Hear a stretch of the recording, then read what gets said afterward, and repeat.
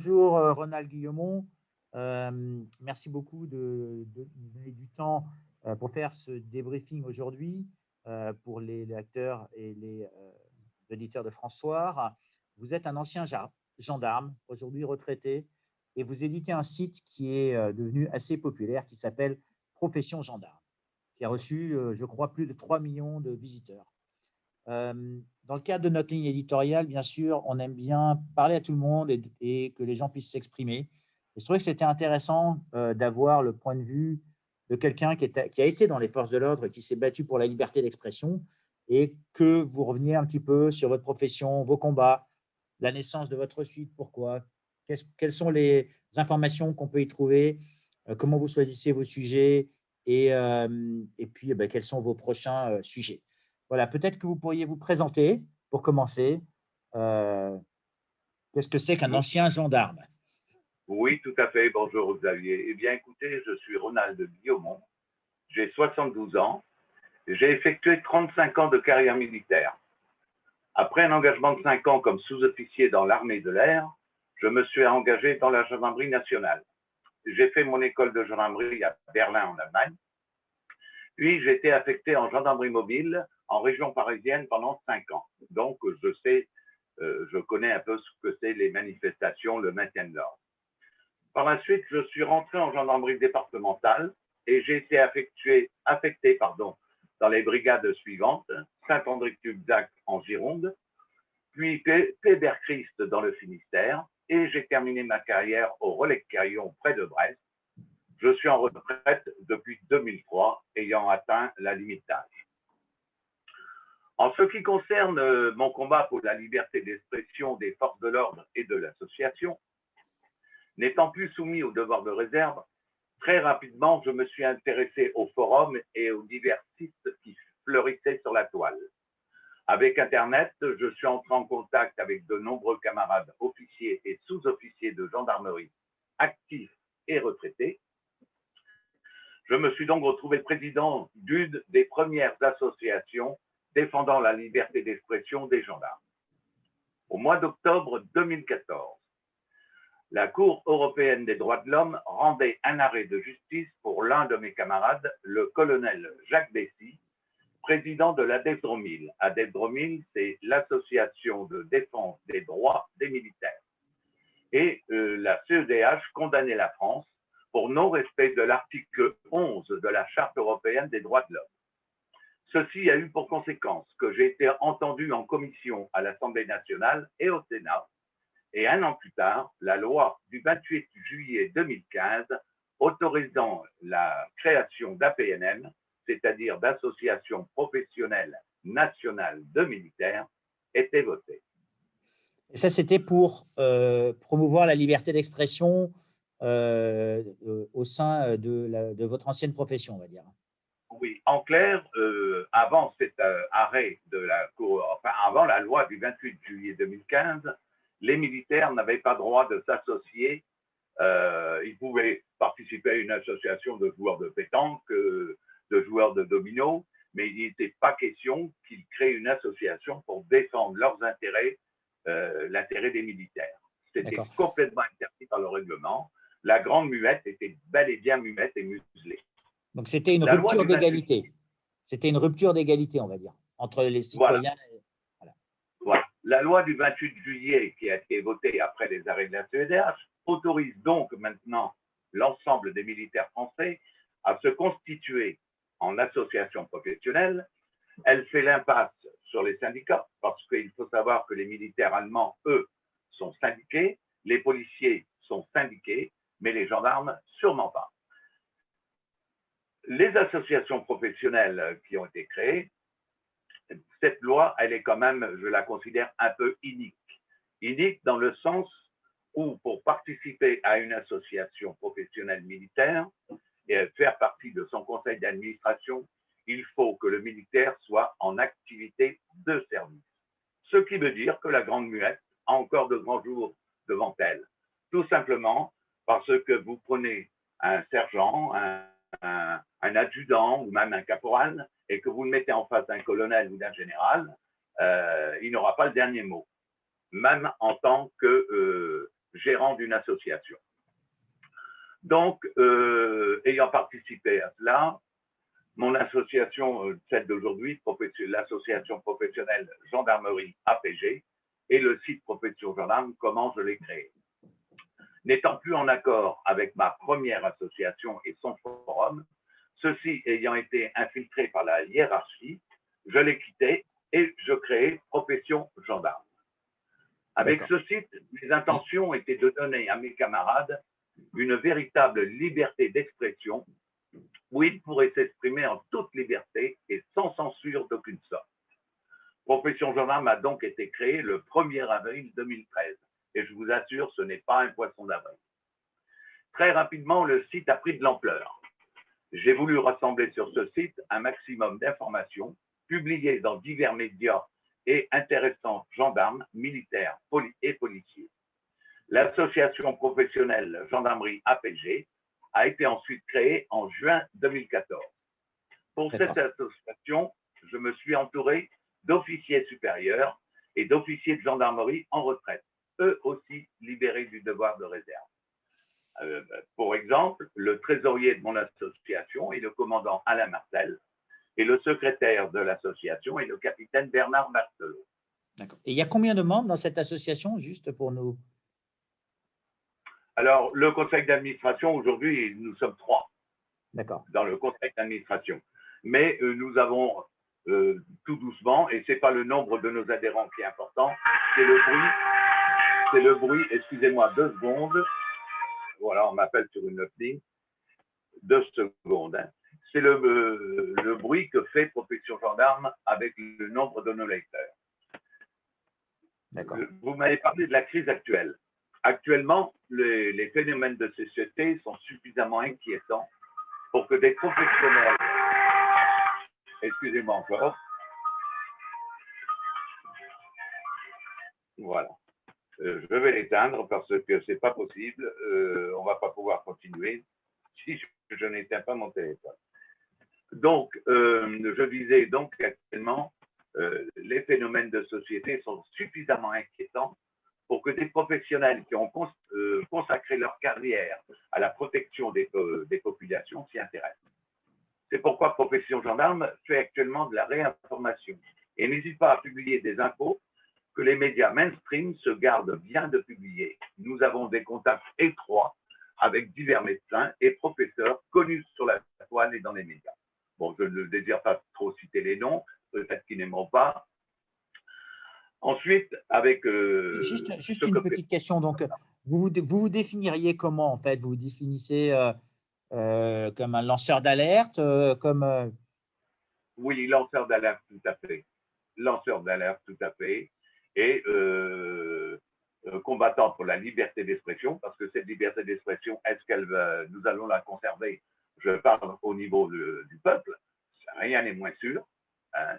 Quand on voit ce qui se passe actuellement, quand on voit le lavage de cerveau qu'il y a sur toutes les chaînes de télévision, la peur qui est insidieusement insérée dans toutes les familles. Et c'est pour ça que je reçois à l'heure actuelle, comme vous m'aviez posé la question, énormément de remerciements. Ça vient juste dans les forces de l'ordre avec qui vous avez gardé des contacts, ce message est partagé ou bien ils peuvent pas parler? Alors, il faut savoir que les militaires, tous les militaires, et les gendarmes en particulier, sont actuellement tenus par le devoir de réserve. Ce qui veut dire que, étant en service ou en tenue, ou même étant reconnus comme gendarmes, ils ne font pas part de leurs sentiments et de leur opinion personnelle. Car on pourrait le reprocher par la suite. Ils ne font sûrement pas de critique du gouvernement, de n'importe quel ministre et de tout ce qui est mis en place à l'heure actuelle. Et bon, ils reçoivent des ordres qu'ils sont obligés d'exécuter. Maintenant, il faut savoir que les ordres, encore faut-il qu'ils soient légaux. Et à ce moment-là, c'est au commandement et à la hiérarchie de la gendarmerie de faire le nécessaire pour qu'un gendarme ne soit pas mis en situation d'exécuter un ordre illégal, tout simplement.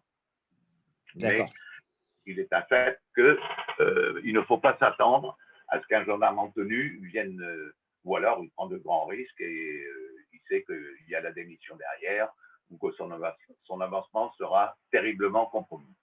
Alors, je voulais quand même vous parler un peu des remerciements que je reçois, parce que c'est vraiment, ça donne envie de poursuivre le combat. Voici quelques exemples de messages que je reçois et que je vais garder, hein, parce que bon, je ne les garde pas tous. Alors, un exemple, voir votre site, c'est comme une bouffée d'espoir. Pour notre avenir aussi, merci à vous. J'ai encore un autre exemple. Bonsoir, je vous remercie pour votre site d'information. J'ai découvert votre site par les hasards du désœuvrement qu'offre le confinement.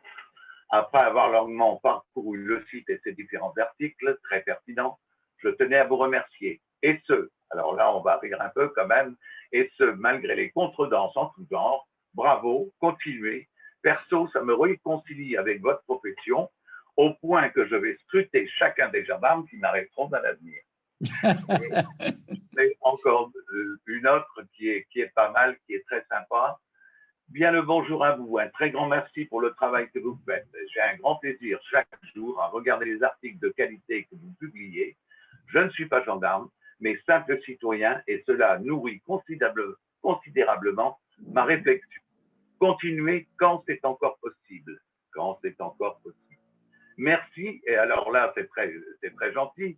Au lieu de me mettre cordialement, la personne m'écrit cordialement. C'est joli, je trouve. Il y en a un autre qui me dit ceci. J'ai signalé au canard que vous faites le boulot qui devrait être le sien. Alerté devant la dictature qui s'impose, je vous envoie de nombreux lecteurs. Bravo et merci.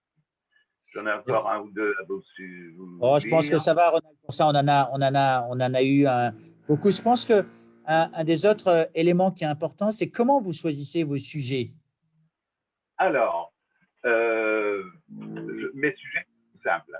Maintenant, surtout, bon, au début, je lisais tous les sujets, je les lis d'ailleurs, hein, toutes mes publications, je les lis, les vidéos, je les regarde. Bon, je dois reconnaître que parfois, je les lis en diagonale. Hein, mais dès que je vois que l'article est intéressant, je le prends et je le publie. Mais le choix de mes sujets, beaucoup de mes lecteurs m'informent de ce qu'ils ont lu sur la toile ou dans divers journaux. J'ai aussi beaucoup d'officiers supérieurs de gendarmerie en activité et en retraite, j'ai les deux, et des policiers qui m'informent. Tous ces gens m'écrivent et me transmettent des liens que je n'ai qu'à reprendre pour publier. Je lis tous les articles, hein, mais j'essaie également d'éviter les fake news. Et les fake news sont très nombreuses sur la toile. Mais je ne prétends pas être infaillible. Pour des raisons techniques, je me limite à 10 articles par jour.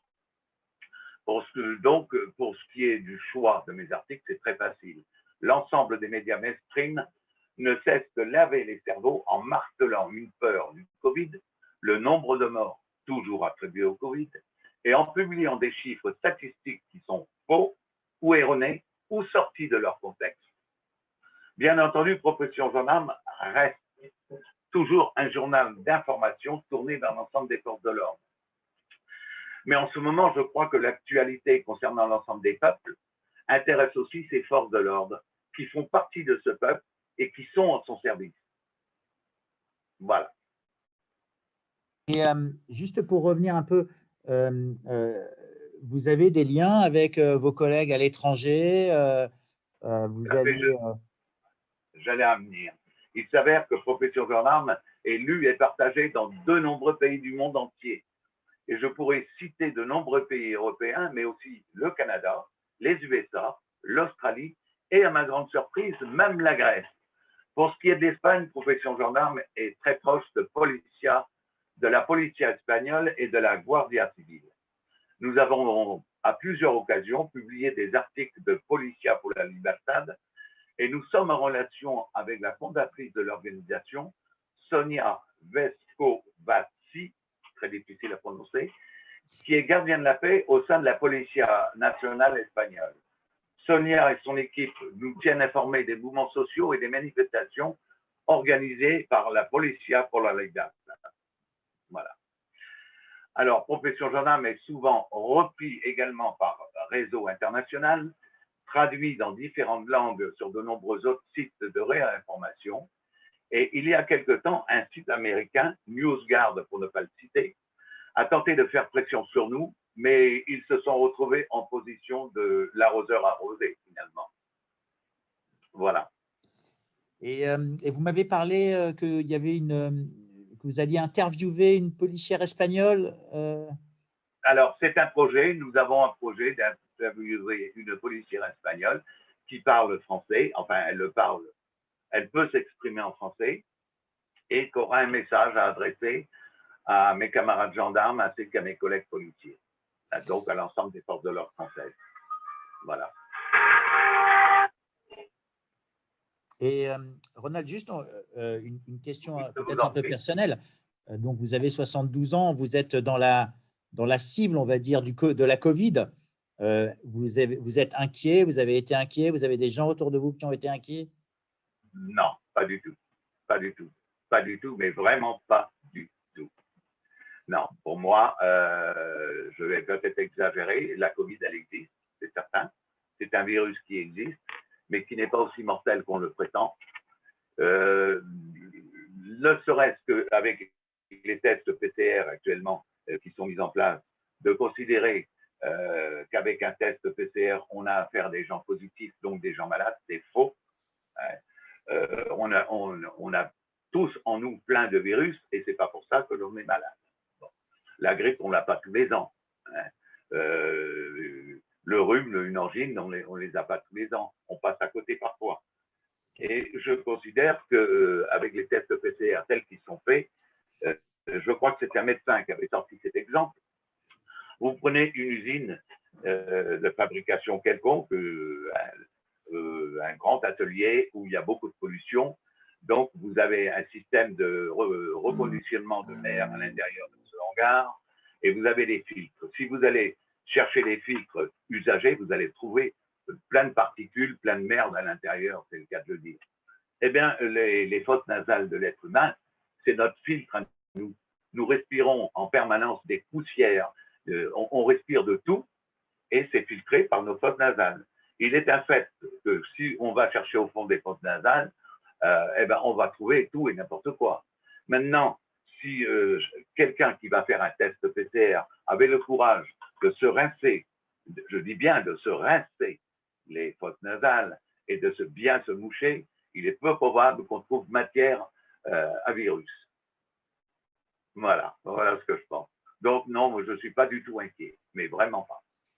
Bon, ben, écoutez, Ronald, merci beaucoup d'abord d'éditer Profession Gendarme et de nous avoir donné du temps pour nous expliquer ce que c'était. C'est important de donner la parole à tout le monde. On vous souhaite une excellente après-midi et de continuer à réinformer les gens. Bien, je continuerai. Merci à vous de me donner la parole également et de me permettre d'ouvrir les yeux au maximum de personnes. Merci à vous, Xavier. Bon après-midi.